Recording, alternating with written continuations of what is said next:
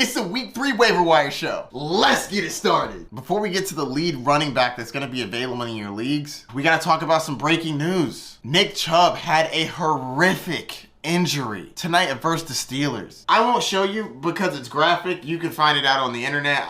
No, thank you. It was added to my fantasy football chat, and no, not for me. It looks bad, and I really just feel for the guy. He had something similar to this when he was in college. His knee looked messed up then, and it looked messed up tonight. So let's check out the tweet. Adam Schefter reports Browns head coach Kevin Stefanski told reporters that he expects running back Nick Chubb to be out for the season with a significant knee injury. It's tough, man. Football is a dangerous sport, and I know that we all love it, but sometimes people get severely injured. I hope that he's okay. I hope that he gets back from this. He was honestly one of the best running backs in the league, if not the best actual running back. Like, forget fantasy football for a second. He was one of, if not the best running back in football. He has never averaged less than 5 yards a carry, which is an insane stat. Get better soon, Nick Chubb. I hope that you come back and are just as explosive, if not even more explosive as you were right now. Prayers, bro. This is the tough part about fantasy football. This is a real life injury, and I feel really bad for this dude. But every time there's a major running back injury, a new person needs to take the place and next man up, unfortunately. So let's get back to fantasy, but just know that my heart weighs heavy for Nick Chubb. I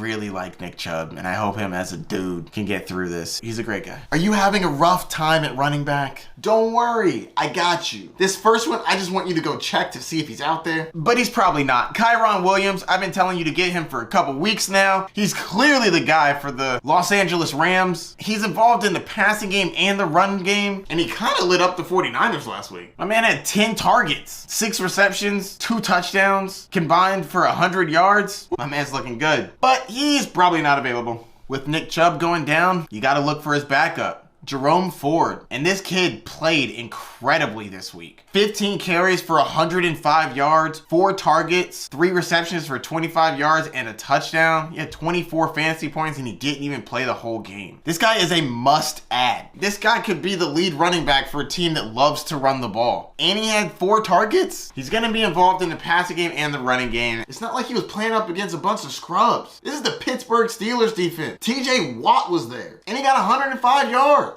A decent amount came from a long run he had, but I mean, when you got it, you got it. My only slight worry is Kareem Hunt still hasn't signed to a team yet. I could definitely see them bringing him back. How much does that eat into his role? That I don't know. But as of right now, currently constructed, Jerome Ford is set to be that dude. And I think that he's going to run with it. Pun intended. Next up, Zach Moss. This is a pure volume play. 18 carries for 88 yards, 4 receptions for 19 yards and a touchdown. Dude balled out. He's a rental until Jonathan Taylor comes back. But who knows if or when Jonathan Taylor will come back to this team. I think that he's going to come back to playing football, but who knows if they trade him or not. Zach Moss could have this role for the rest of the season, and that would be a good role to have. Yeah, Matt Breida is a grab and stash. Depending on what happens with Saquon Barkley, he could be out for 1 week, 2 weeks, multiple weeks. We don't know how long he's going to be out, but I don't want to start Matt Breida this week regardless. He plays San Francisco 49ers, and I'm really not trying to mess with that. But I do think he might be worth a stash. We got to look into the Saquon Barkley situation, see how long he's going to be out. Craig Reynolds is probably going to get some work with David Montgomery going down. I don't think that they want to give Gibbs all of the work. They want to use him more like Alvin Kamara, and Alvin Kamara didn't have a lot of run between the tackles earlier in his career. He had Mark Ingram, so they pretty much shared the roles. I don't think Jahmyr Gibbs is going to take over the David Montgomery role. I do think that his role increases, but someone's going to have to do some of that running, and it's not going to be Gibbs. I think it's going to be Craig Jennings. We'll have to keep our ear to the ground with any news that comes out. Justice Hill and Gus Edwards are still splitting work. Honestly, they're going to go back and forth between who's valuable, who's not. It's all going to come down to who has the touchdowns. But Justice Hill does seem like he's getting involved in the passing game. He had 3 receptions. 11 carries, but 3 receptions. That's not bad for a running back. 2 more guys that are worth a stash. Roshan Johnson hasn't been getting a lot of work, but neither has Khalil Herbert. I think that he's worth a stash to see what happens. He could possibly win more work later on in the year. Really not super excited about the Bears running back because the lead runner is really Justin Fields. And Chuba Hubbard could be worth a stash. He had 5 receptions for 34 yards. Only 2 carries though, but he's getting involved in the passing game. I think that he's worth a stash in the sense that if Miles Sanders goes down, Chuba Hubbard's going to be the first person that people go to. And I think that even with Miles Sanders healthy, Chuba Hubbard could be worth a spot start depending on how desperate you are. Do you have questions at quarterback? Don't worry, I got you. Jordan Love is a good long-term ad. Not gonna lie, not super excited for this week, mainly because of the matchup.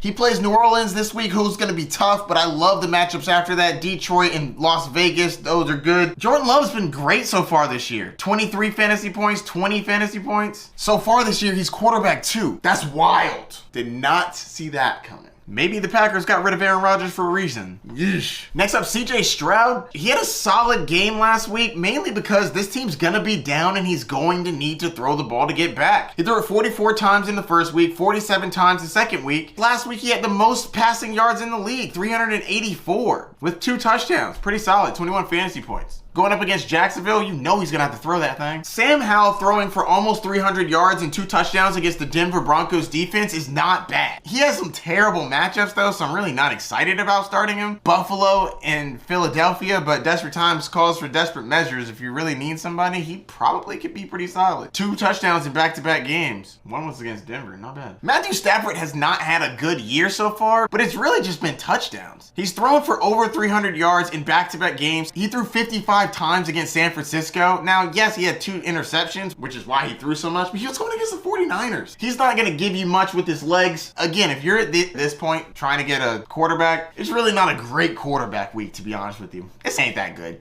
Are you weak at wide receiver? Don't worry, I got you. I know these first 2 are probably rostered in your league, but check just in case. I've been telling you about these 2 guys since before the season started. Hopefully they're already on your roster. Puka Nacua, the new hotness everybody's been talking about. He dominates. He's not rostered in 25% of leagues. And Nico Collins, if he's out there, obviously grab him. He's a beast. Now back to some players that are probably on your waiver wire. There's no guys to break the bank over under receiver, but there are a few guys that we can grab. Tutu Atwell is pretty solid. I like the targets that he's getting, 8 and 9 in the last 2 games. Fantasy football wise, has been doing pretty well. 119 yards, 77 yards. I do think this is going to fade away when Cooper Kupp comes back, but who knows when Cooper Kupp's coming back. Next up, Tank Dell, wide receiver for the Houston Texans. He had 10 targets last week for 7 receptions for 71 yards and a touchdown. I like how he's getting more involved in this offense. According to the Fantasy Life website, shout out to BDGE for bringing this up on his channel. It's been pretty useful, thanks. Tank Dell had a massive jump up in his routes run. He went from 46% routes run to 82%. That's almost double. His targets also went up dramatically. And on top of all of that, CJ Stroud wanted this kid on his team. They're both rookies, and I think that they're gonna gel together over time. Robert Woods is clearly not the future. He's an old man. Look for Nico Collins and Tank Dell to start getting more and more work throughout the season. Tank Dell's a good grab. Josh Reynolds looks like he's getting a lot of work. Now, I know that he had the 2 touchdowns, but still, 7 targets, 6 targets. Looks like he is at least getting involved in this offense. Might be worth a grab. And a couple of guys that I think you should probably stash to see what happens. Rookie Jaden Reed. He had 8 targets last week and 2 touchdowns. The 2 touchdowns are not a sticky stat, but the 8 targets I do like. I'm curious to see what happens when Christian Watson comes back. And Raheed Shaheed, he's always a deep threat. I think he's worth a grab and stash. Are you having a tough time at tight end? Don't worry, I got you. Sam Laporta, back-to-back games with 5 or more targets. He had 63 yards in this game, 5 receptions for 11 fantasy points. I will take that from a rookie tight end. Thank you.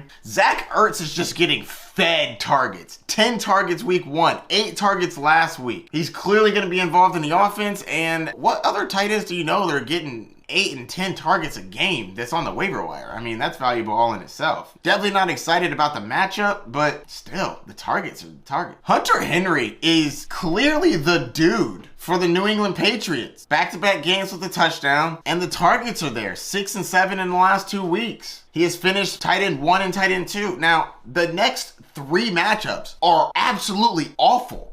The Jets, the Cowboys, the Saints. Those are 3 really bad matchups. But you can't deny that the dude's been hitting. Not excited for the start, but he might be worth having on your roster. And this guy's just a great stash. Jake Ferguson. Now, he had a touchdown, but he was targeted again near the red zone as well. He only had 4 targets in this game, but they were going up against the Jets, and Dak Prescott's not trying to throw a bunch of interceptions. Are you desperate for a defense? Don't worry, I got you. The Kansas City Chiefs did work against the Jacksonville Jaguars, and now they face the Chicago Bears, who my Bucks just dominated on defense. Side note, the Bucks were the #1 defense this week. I know I told you to pick him up as a sleeper. You might want to listen about the Kansas City Chiefs in this one. Just saying. Follow the bad offenses. Justin Fields ain't got it yet. New England Patriots should be on your waiver wire because they were facing the Dolphins last week, and now they get to go up against the Jets, who have an awful offense at the moment. I definitely think the Patriots should be added and used. And we're going to go right back on the other side of this game and get the Jets. Jets going up against the New England Patriots. The Jets were dropped because they were going up against Dallas. Now they should be added because New England's offense is not good. They're average at best.